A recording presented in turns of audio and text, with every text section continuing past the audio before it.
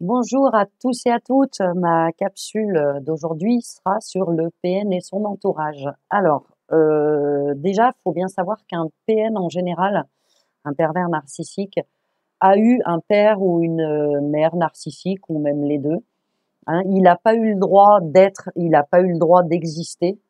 Ce qui fait qu'en fait, ce qui vous fait à vous, c'est ce qu'il a vécu et c'est ce qu'il pense être un genre de normalité en quelque sorte. Pour lui, il y a les dominants, les dominés et c'est tout en fait. Donc en fait, du coup, par rapport à ce qu'il peut vous faire et comment il fonctionne avec les gens par rapport à son entourage, il se cache évidemment.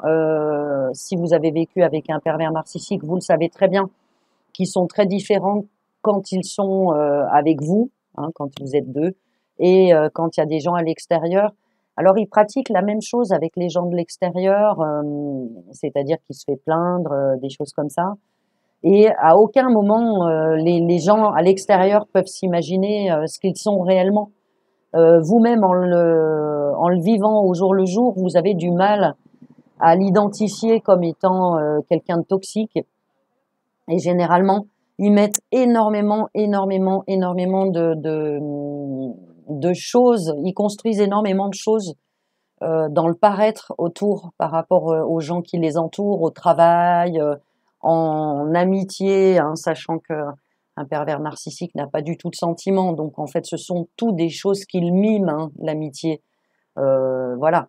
Euh, Par exemple, en ce qui me concerne mon expérience personnelle, on est allé à l'enterrement d'un ami cher, enfin en tout cas à moi il m'était cher, et il n'a pas pleuré.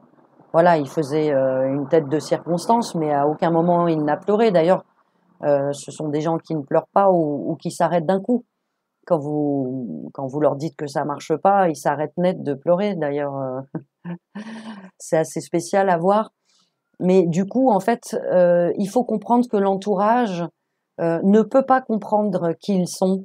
N'essayez pas de faire comprendre lors d'une séparation, par exemple, à l'entourage qui ils sont. Vous y perdriez toutes vos plumes, ça sert à rien. Et c'est déjà très très difficile pour nous, en tant que victimes, d'avoir affaire à tant de cruauté. Et c'est très très difficile pour les gens autour de s'imaginer que ces personnes-là puissent être comme ça. Donc ne vous fatiguez pas, ne vous fatiguez pas. Vous savez ce que vous avez vu, vous savez ce que vous avez vécu. Prenez vos clics et vos claques et barrez-vous, tout simplement. Et n'essayez pas de convaincre les gens qui étaient autour de vous dans le cercle proche avec le pervers narcissique. Ça ne sert à rien. Vous allez vous fatiguer pour rien. Voilà. Je vous dis bonne bataille si vous devez quitter une personne comme ça et récupérer votre liberté parce que la liberté, c'est le plus important, la liberté d'être soi-même surtout. Des bisous.